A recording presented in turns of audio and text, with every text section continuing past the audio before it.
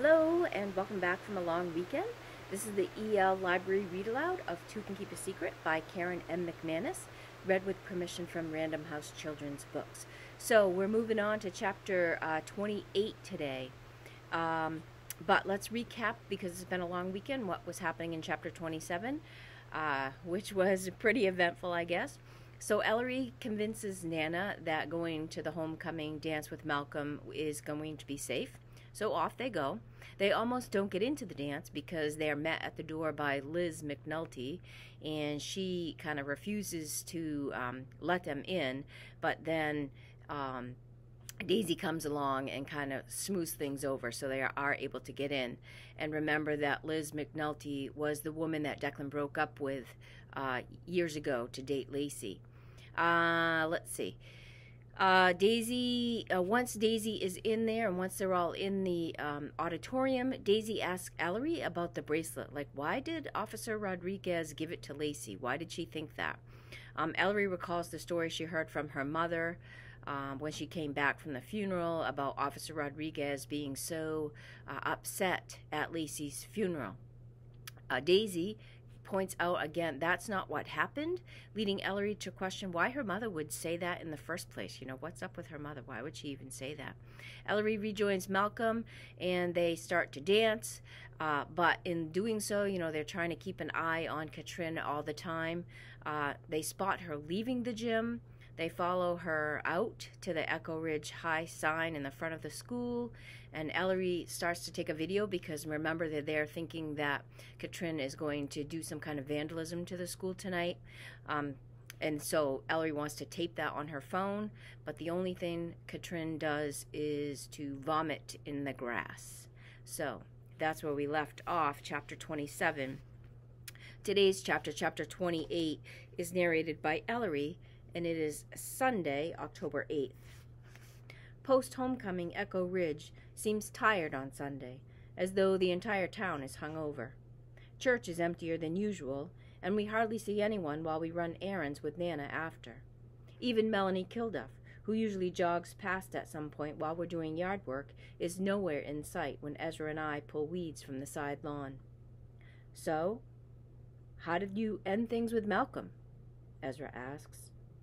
I yank on a dandelion and accidentally behead it instead of pulling it out by the roots.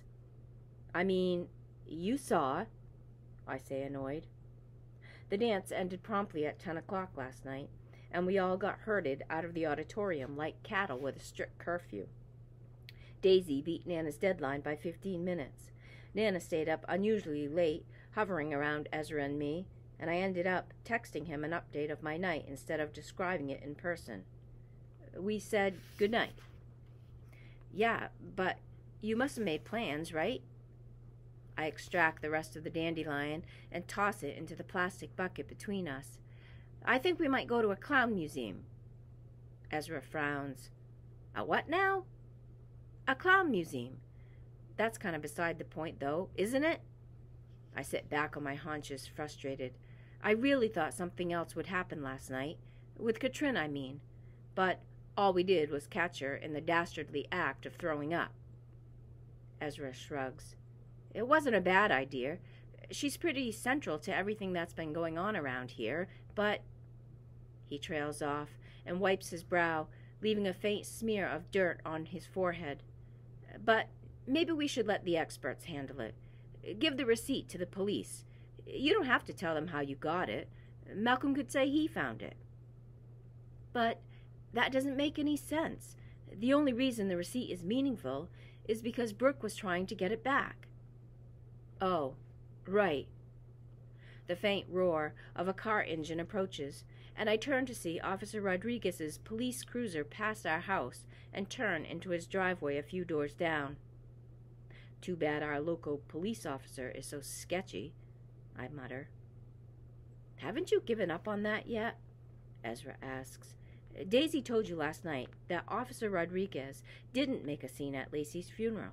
Nana said the same thing. I don't know why Sadie would say it was true if it wasn't, but at the very least, whatever she thinks she saw, she is open to interpretation. Other than that, what has the guy done? Taken a bad yearbook photo? Maybe you should give him a chance. I get to my feet and brush off my jeans. Maybe you're right. Come on. Huh? Ezra squints up at me. I didn't mean now. Why not? Nana's been after us to bring over those moving boxes, right? So he can pack up his house before he tries to sell it. Let's do it now. Maybe we can feel him out about what's happening with the investigation. We leave our yard tools where they are and head inside. Nana is upstairs dusting when we gather a couple dozen flat cardboard boxes from the basement. When we shout up to her what we're doing, she doesn't protest. Ezra takes the lion's share of the boxes, and I grab the rest, following him outside onto the wide dirt road that leads to the Rodriguez's house. It's a dark brown cape, smaller than the rest of the neighborhood homes, and set back from the street. I've never seen it up close before. The front windows have bright blue flower boxes, but everything inside them looks like it's been dead for months. Officer Rodriguez answers within a few seconds of Ezra pressing the bell. He's out of uniform in a blue t-shirt and sweatpants, and his hair looks overdue for a trim. "Oh, hey," he says, pulling the door wide open. "Nora mentioned she'd be sending those over. Great timing. I'm taking some things out of the living room now."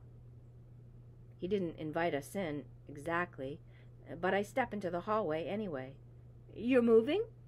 I ask, hoping to keep the conversation going. Now that I'm inside the Rodriguez's house, I'm more curious about him than ever. Officer Rodriguez takes the boxes from us and props them up against the wall. "Eventually, now that my dad's gone, it's too much of a house for one person, you know? But there's no rush. Gotta figure out where to go first." He lifts an arm to scratch the back of his head. "You guys want something to drink? Water, maybe? Do you have any coffee?" Ezra asks. Officer Rodriguez looks doubtful. "Are you allowed to drink that?" "We're like 5 years younger than you," Ezra points out. "And it's coffee. I'm not asking you for meth." I snicker, even as I realize that Ezra must have a decent comfort level with Officer Rodriguez to give him a hard time like that. He doesn't usually openly challenge authority figures, even as a joke. Officer Rodriguez smiles sheepishly. "Well, your grandmother's kind of strict. But yeah, I just made some." He turns, and we trail him into the kitchen with mustard-color appliances and old-fashioned flowered wallpaper. Officer Rodriguez pulls a couple of mismatched mugs out of a cabinet and roots around in a drawer for spoons. I lean against the counter. "We were wondering, how things are going with the investigation about Brooke," I say, feeling a familiar tightening in my chest. Some days, like yesterday, I'm almost busy enough to forget how every passing hours makes it less and less likely that Brooke is going to come home safely. "Any news?" "Nothing I can share," Officer Rodriguez says, his tone turning more businesslike. "I'm sorry. I know it's hard on you guys, having seen her right before she disappeared." He looks like he means it, and right now, as he fills a snowman mug with steaming coffee and hands it to me, he seems so nice and normal and decidedly non-murdery that I wish I'd brought the car repair receipt with me. Except, I still don't know much about him. Not really. "How's her family doing?" Ezra asks, settling into a kitchen chair. There's a stray penny on the table in front of him, and he starts spitting it across the surface. About as you expect. They're worried sick, but they appreciate everything the town is doing," Officer Rodriguez says. He crosses to the refrigerator and opens it, pushing around the contents. "Do you guys take milk? Or half and half?" "Either," Ezra says, catching the penny mid-spin between two fingers. I peer into the attached living room, where an oversized picture of 3 little kids hangs over the mantel. "Is that you when you were little?" I ask. Since I have so few of my own, family photos are like catnip to me. I always feel like they must say a lot about the person they belong to, which is probably why Sadie hates them. She doesn't like giving anything away. Officer Rodriguez is still looking through the refrigerator, his back toward me. Excuse me. "What?" That picture over your fireplace. I set my mug down on the counter and go out to the living room for a closer look. The top of the mantel is crowded with more pictures, and I gravitate toward a triple frame one with what looks like graduation photos. "You shouldn't," Officer Rodriguez calls, and there's a crashing noise behind me. As I turn to see him tripping over an ottoman, my gaze skims past a picture of Ezra. Wait, no, that can't be right. My eyes lock on the framed photo of a young man in military fatigues, leaning against a helicopter and smiling into the camera. Everything about him, the dark hair and eyes, the sharp planes of his face, even the slightly lopsided grin, looks exactly like my brother. And me. I draw in a sharp breath, my fingers closing around the frame seconds before Officer Rodriguez tries to snatch it off the mantel. I stumble backward, both hands gripping the picture, as something that feels a lot like panic zips through my bloodstream. My skin is hot, and my vision is clouding up. But I can still see that face with perfect clarity in my mind's eye. It could be my brother dressed up as a soldier for Halloween, but it's not. "Who is this?" I ask. My tongue feels thick, like it's been shot through with Novocaine. Officer Rodriguez's face is beet red. He looks as though he'd rather do anything other than answer me, but he finally does. That's my dad, right after he served in Desert Storm." "Your dad?" The word comes out as a shriek. "Ellery, what the hell?" Ezra's puzzled tone sounds miles away. "Shit." Officer Rodriguez runs both hands through his hair. This is not how I wanted things to go.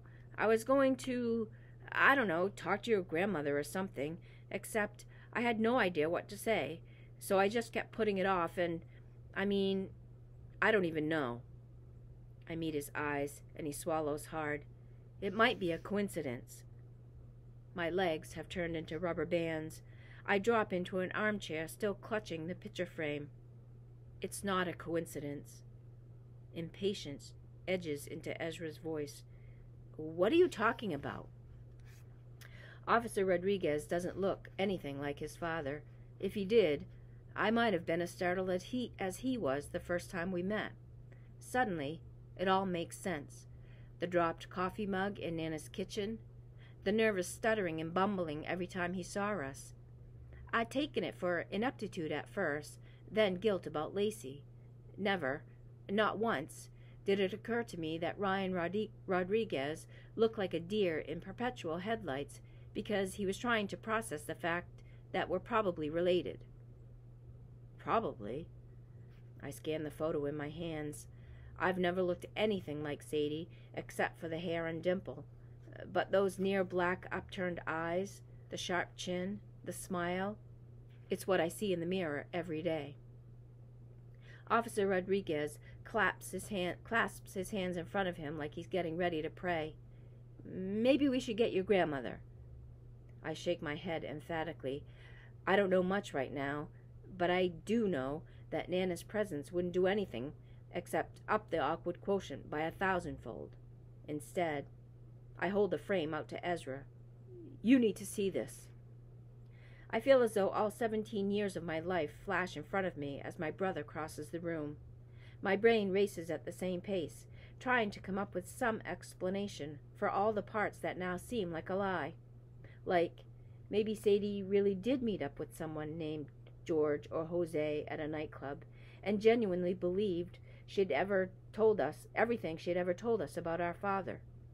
Maybe she didn't even remember now what now seems like a pretty obvious precursor to that, a fling with a married guy while she was in town for her father's funeral.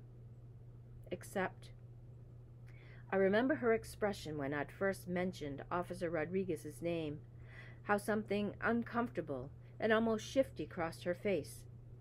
When I'd asked her about it, she had told me that story about him falling apart at Lacey's funeral, something that I'd built an entire criminal theory around until 2 people told me it didn't happen. Ezra sucks in a sharp breath. Holy shit. I can't bring myself to look at his face, so I dart a glance at Officer Rodriguez instead. A muscle twitches in his cheek. I'm sorry, he says. I should have, well, I don't know what I should have done, to be honest. We could get a test or something, I guess, to make sure. He trails off and crosses his arms. I don't think he knew. Maybe I'm wrong, but I think he would have said something if he had. Would have. Past tense. Since his father, and ours, I guess, has been dead for 3 months. It's too much to take in. Voices buzz around me, and I should probably listen, because I'm sure they're saying something important and meaningful, but I can't hear the words clearly. Everything is white noise. My palms are sweating, my knees shaking. My lungs feel like they've shrunk and can only hold spoonfuls of air at a time. I'm getting so dizzy that I'm afraid I'm going to pass out in the middle of the Rodriguez's living room. And maybe the worst thing about it all is this: how horribly, childishly, and desperately I want my mom right now. And whoa, that's some interesting news, huh? So that is the end of chapter 28. We will be back here tomorrow afternoon at 3 o'clock for chapter 29. Thanks for listening in today. I hope you have a great afternoon, and I look forward to reading again tomorrow and have you listen in again. Have a great day.